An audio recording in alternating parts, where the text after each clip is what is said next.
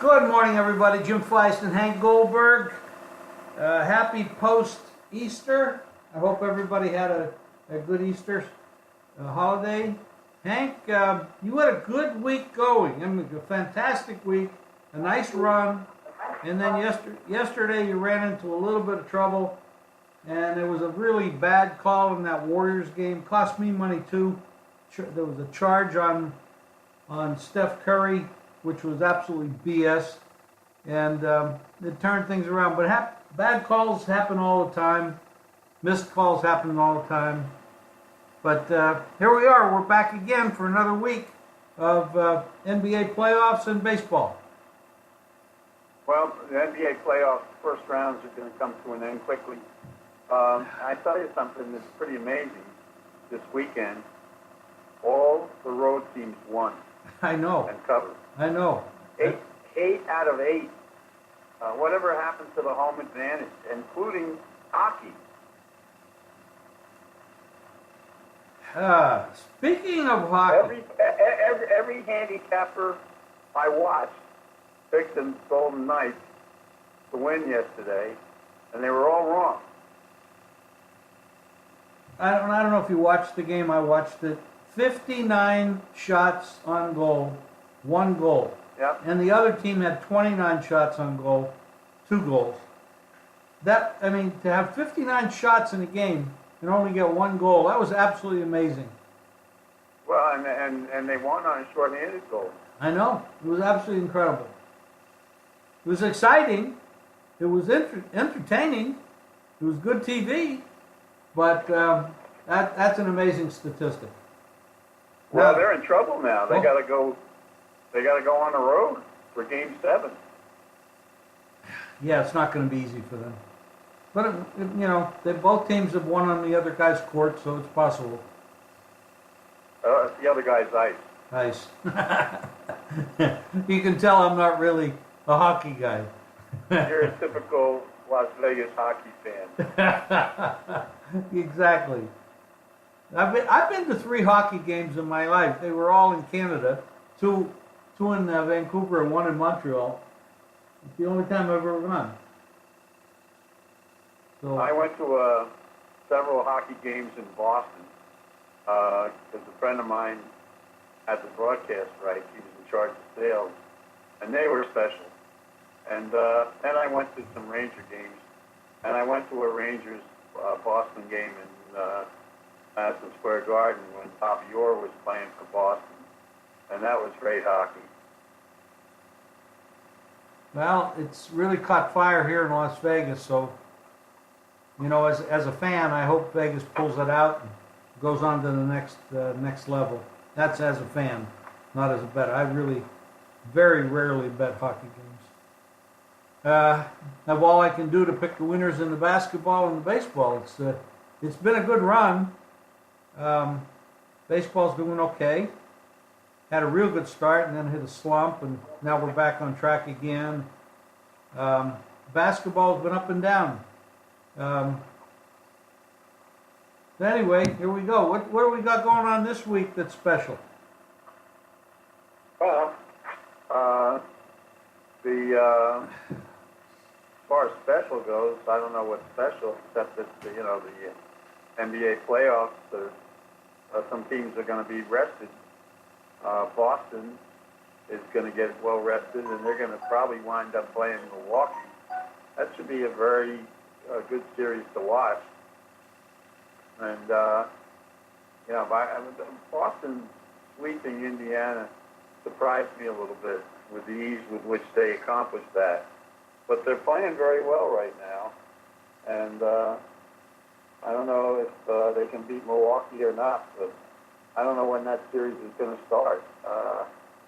They get some time off from the NBA playoffs because of the fact that very few of those series are going very far. In baseball, Dodgers are pretty hot right now. The Yankees, wow, somebody called them a mash unit. I mean, they just can't stay healthy, and yet they're winning. And Tampa Bay finally cooled off, and what looked like they were going to have things their own way the Yankees and the Red Sox. Red Sox took care of them this past weekend, and suddenly the Yankees are only 3 games out of it. What's going to happen when the Yankees get some of their players back? It could be the best thing ever happened to them, be hurt. They're building some depth in their team, and these other guys are going to come back. They're going to be healthier. They're going to have fresh legs, fresh arms, and it might be the best thing for them. You know, you're talking about Boston. Boston took care of Tampa Bay this past week, but now they go home and they have Chris Sale going for them, who's had a lot of trouble lately.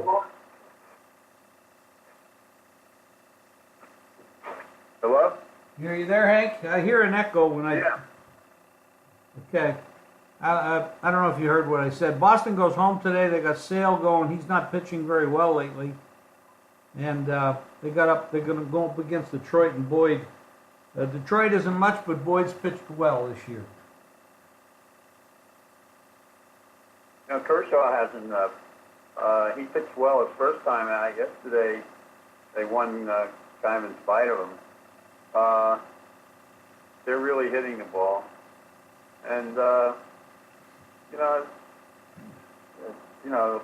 season's barely a month old, and I don't think anything's really sorted out yet.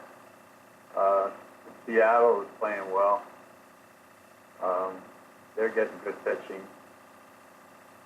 I don't know, it's hard to... I've been staying ahead of the game in baseball. There hasn't been any terrifically long winning streaks yet, but I don't know. Baseball's fun to watch at this time of year. But I'll tell you something. I feel bad for Booney. He's doing the best he can with what he's got. Well, they're, like you said, they're doing very well. Actually, and these guys are going to come back. I mean, and they're going to be a lot healthier. They're going to be rested up. Hopefully, their injuries are minor. They can recover. I think Boston's quite concerned about Chris Sale and whether he's going to get back in shape, because he certainly hasn't been so far this year. The Yankees. It's gonna come down to the usual suspects, and Tampa Bay will bounce back. They're a good team. They got good pitching. They're managed well. They should pick up the pieces beginning today against Kansas City. Probably a low-scoring game there, Kansas City and Tampa. They should pick up the pieces today, start another run. They ran into Boston, and Boston's tough, and Boston needed the victories, and they got them. The Yankees are really a tribute to their farm system. They keep bringing up these guys nobody ever heard of, because they've been in the farm system. And they're guys who they've been anxious to get a look at. They have one kid who went to Princeton, who's been in the system for a while, and he's getting his chance now. And he's a real good-looking prospect. He's just one of several. Well, like I said, it might be a blessing in disguise for them. They get to look at these guys. The other guys rest up. I think it's all positive to the Yankees. The problem I have with the Yankees is their pitching staff is not what I would call first rate. They I think they're really lacking. The pitching staff has been carrying him lately. Pardon me? The pitching staff has carried him lately.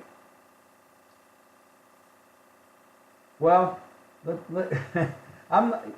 that may be so, but I'm not enamored by their pitching staff. Their starters are mediocre, but they get it done. They can get it done, but we got a long, hot summer ahead of us. We'll have to see what happens.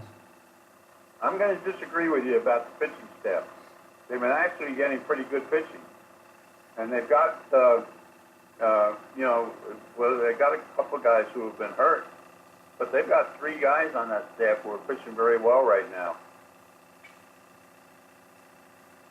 Well, Hap goes today.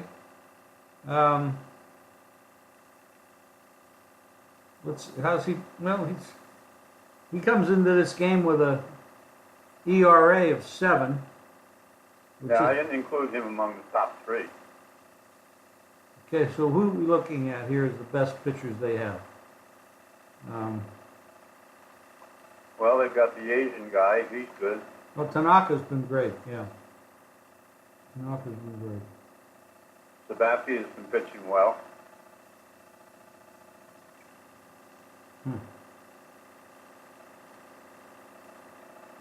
Well, like I said, it's a lot of hot summer. Let's hope they hold up for them. Paxson, they got Paxson. He's pitching well. That was a pickup they had this year in the off season. Sabathia German, ERA 2.65. Sabathia, very good. Paxson, good, decent. Paxton's had a couple of good outings. I'm not sure how you pronounce this guy's name. Luiska or something like that? How do you say that name? Loaisiga. He's I can't help you. he's one of their starters. But you're right. The starting pitchers actually have a pretty good. Their whips are pretty good. They're not out of line. Happ is probably the worst, numbers wise. And you're correct. They have been carrying them. They're actually pitching pretty well. In their bullpen, bullpen at home's been a lot better than has been on the road. Collectively, their bullpen away from home is .524 with a 170 whip. At home, it's 2 points lower on the ERA and 119 on the whip. So there's been a big difference there. Well, the setup man hasn't been great, but their closer has been good. Well, like you said, they're doing well, even with I think they've got 13 injured players, which is incredible. Yeah, I'm looking at the list here: Severino, Montgomery, Hicks, Didi Gregorius, Betances, Helder, Stanton, Tulowitzki, N.U.R.,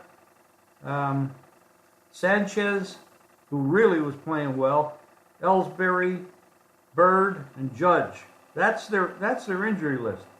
That's absolutely incredible. An all-star team. I know. They'd be in first place. Wow. That's bad luck or somebody didn't get these guys prepared. I don't know what happened. That's really amazing. But that's baseball. When we go, the second round of the NBA is going to be a lot better than what we just saw in the first round. That's for sure. We're going to see some real good games. If it's Milwaukee, Boston. I think some of it has to do with the early start to the season, where guys are going out there and pulling muscles early in the year, playing in that cold weather. No doubt. No doubt. It's a lot harder to warm up and stay warm. Keep your muscles loose and limber. And when it's cold, but that's for every team, and they've hit a bad streak of injuries in baseball. Anything else, Hank? Not really. I think tonight you've got a couple of series that are going to be over with. I don't think Detroit can beat. Has any chance whatsoever against Milwaukee. And I'll tell you what was pretty amazing about the games that were played this weekend. You had Harden, who had a terrible game on Saturday, and yet they won in spite of that. They had Curry. Curry was as bad as I've ever seen him yesterday. They won in spite of that. And he was turning the ball over and committing fouls. Otherwise, you wouldn't think he was in the game. And you had the Greek Freak, who had a bad game, and it didn't affect them. 3 stars just had terrible weekends, and all 3 teams won. Well, and they have, when you talk about the Warriors, Thompson lit it up. I would have 27 points in the first half. Couldn't miss. Durant played great. Curry was bad. George, by the way, George didn't have a good game yesterday. And you have to wonder about the Portland series. I thought that I really thought that when the other side got home, that they got straightened out with their win there. And then in Game 4, they were terrible. They couldn't defend at all. They couldn't stop. They had no answers for Lillard. They couldn't stop him at all. And they really couldn't shoot well. They just couldn't score. And their NBA candidate was awful. Couldn't defend, couldn't hit anything, kept shooting long-range shots that didn't go in. He stopped driving to the rim, which is what he did so well in Game 3. And they're down 3-1 now, going back on the road. Yeah, cohesiveness, Portland has a big edge there. They're playing well as a team. Cantor's really helped them a lot. McCollum and Lillard are just amazing. Well, they can carry by 2 guys. Westbrook is he builds up a lot of stats. He's a great driver of the basketball, gets to the hoop a lot. But I'll tell you, from a shooting standpoint, especially, he's just not good. He just can't hit a bucket. And I don't know. He stopped going to the hoop in Game 4. Everything he did well in Game 3, he stopped doing in Game 4. Yeah. It's I'm not a big fan of the way he plays. I mean, I think he's a great player at what he does, but there's the absence of a shooting ability from a guard is really difficult to overcome in the long run, especially at the playoff. Donovan looks very frustrated, like he doesn't know what to do with the guys. I agree. And I'll tell you something about Portland. I mean, at halftime, it was a game, and then Lillard got hot. As soon as Lillard gets hot, you talk about cohesiveness. Lillard has been the whole story. I mean, he's just been unstoppable. When he gets hot, that's what carries him. And he's hitting from all over the court. Yeah, amazing player. Hank, let's pick this up again on Wednesday. Maybe we'll have a little bit more clarity about who's playing who in the NBA and get into some other subjects, see what happens over the next 2 days. Yeah, I think we pretty well know now who's going to be playing who, and the next series should be a lot more interesting. You're gonna have Milwaukee playing the Celtics. That should be a lot more competitive than what both of those teams found in the first round.